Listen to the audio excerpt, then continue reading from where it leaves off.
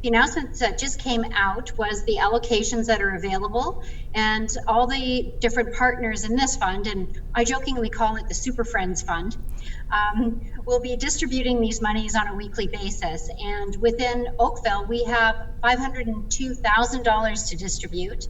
Our friends in Halton North and in Burlington have another 600,000. So altogether, the community foundations will be distributing 1.157 million to charities that are currently serving the vulnerable populations within our community. And our friends at United Way have a similar amount to distribute in Halton as well.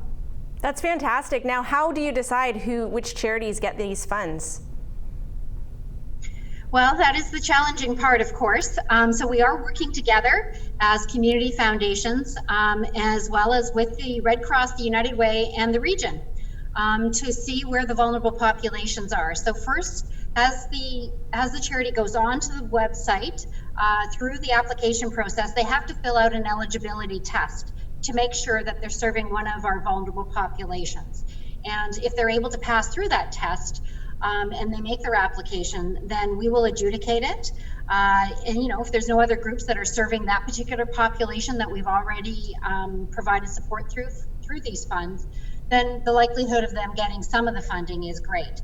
Now, the maximum amount that they can apply for is $75,000. But of course, if we were able to distribute it to everybody $75,000, there'd only be about 6 or so different charities that would get that funding from Oakville.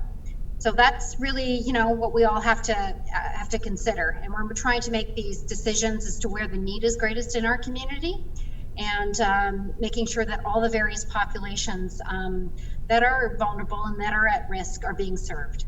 This is fantastic news. Thank you so much for coming on today and sharing that with us.